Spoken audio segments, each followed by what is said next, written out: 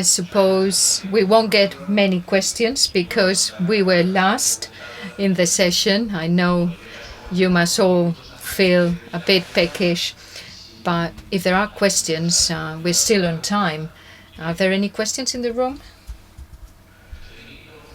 Is there a wireless microphone?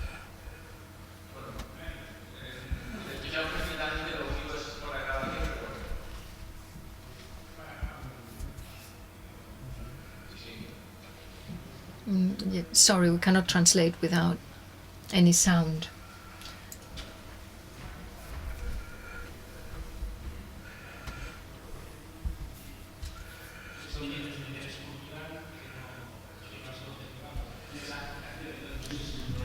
Yeah, well, did you have problems with the council? Did you get all the documents you needed? Well, all the cultural assets and the heritage is all categorized and in the catalogue, but concerning logistics, we were not affected really. It didn't have implications, but I suppose, yes, well, we just had to work within the scope for the location, the exact location, if you know what I mean.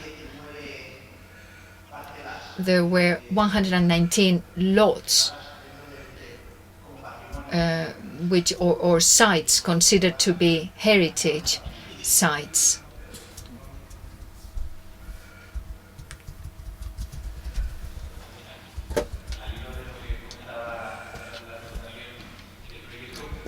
Yeah, the project addressed a number of issues to improve operation, obviously, but there was still room for improvement if we had had access to other licenses or to archaeological surveillance records.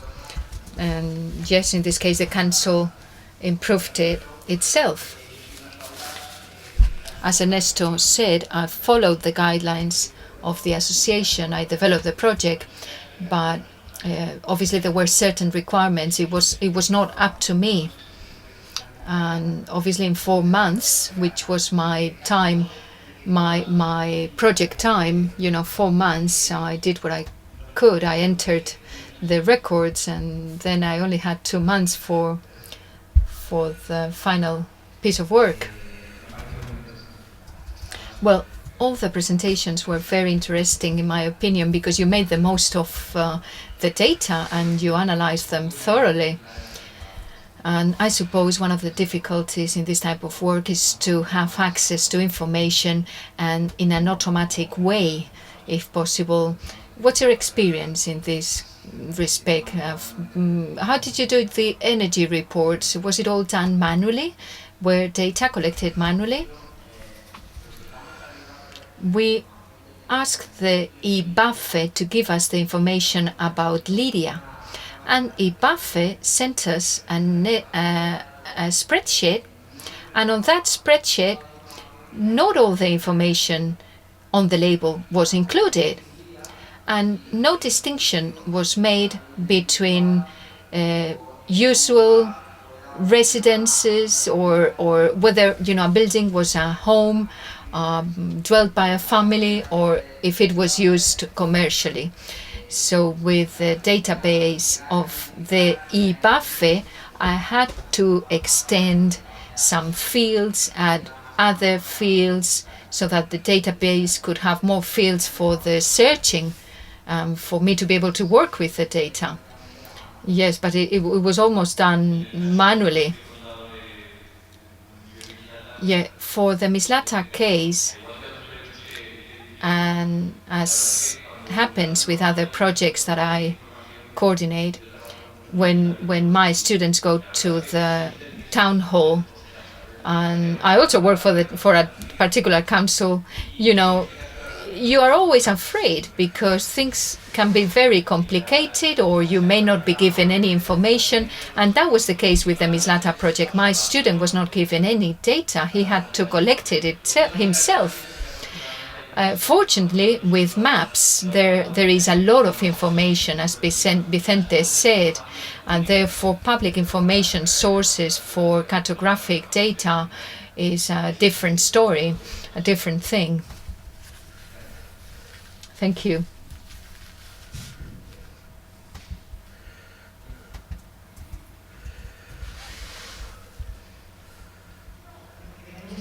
First of all, thank you very much for your interesting projects. Could you please tell us a bit more about data searches, because we sometimes get lost as students.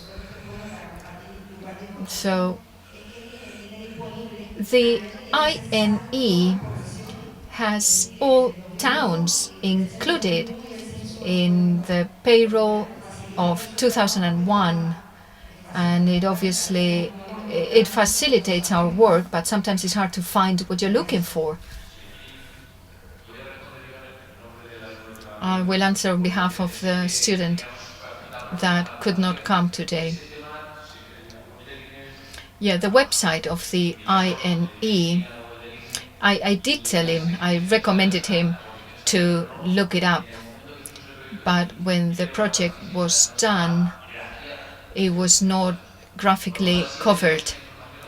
So we did have alphanumerical information on a given section for a given population, but it was not positioned on the map in such a way that we could say within this circle or within this block area we have 50,000 people, for instance. So it had to be done in a semi-automatic way. But you're right, the INE has lots and lots of information, and some of it is very interesting. Though I do not know if everything has been made graphic.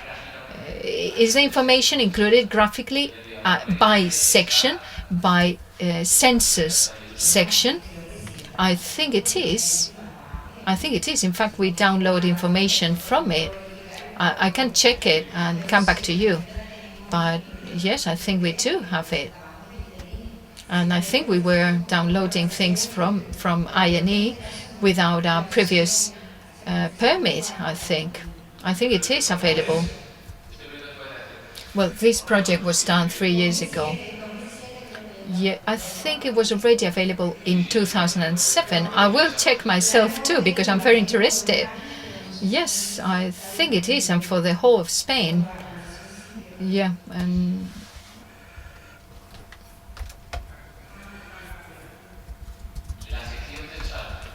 the census section. Yes. Sorry, can't hear the gentleman.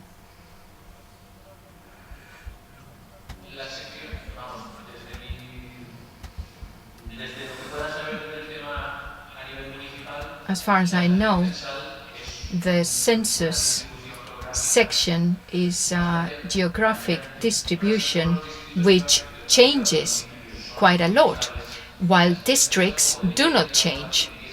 But the census obviously depends on the population, and the criteria are set, for instance, between 500 and 1,000 inhabitants.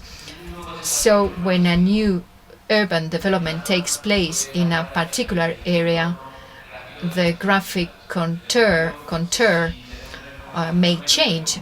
So if we have alphanumerical data, we may run the risk that it is not the same with the census, the same as the census code.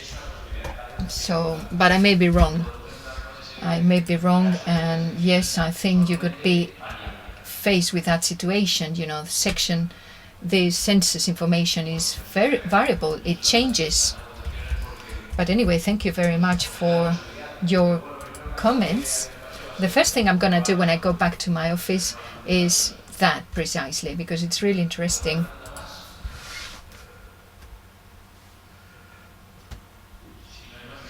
No more questions then?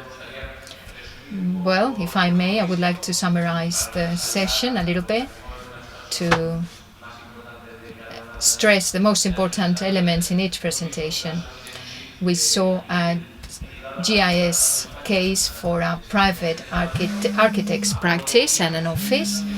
It was a bit of a guide, which is very interesting for those who start with no knowledge on the subject, which is the case with most graduates when they finish their degrees in the architecture school. Then Pablo talked to us about a large town in the province of Valencia, and he focused on planning permission. And finally, and then Miguel Angel talked about energy certificates, energy efficiency certificates applied to buildings, a project which is intended as a guide for any municipality, because by following the same procedure Miguel Angel applied in Giria, well, this can be applied to any town in the province of Valencia, because the data are applicable. Well, the data would vary, but the procedure is applicable. And in the last case by Rubén Fernández, again, his project can be used as a methodology for supporting decision making in a council or at other administrative levels. Thank you all for attending this session. Special thanks to my students. It was a pleasure for me to have them as students, being a lecturer, and I hope they can continue working in the future, developing more projects. I don't know if my course will continue in the existing curriculum, because obviously the interim course for technical architects to become upper level architects will no longer exist in short. But well, hopefully things will be continued somehow.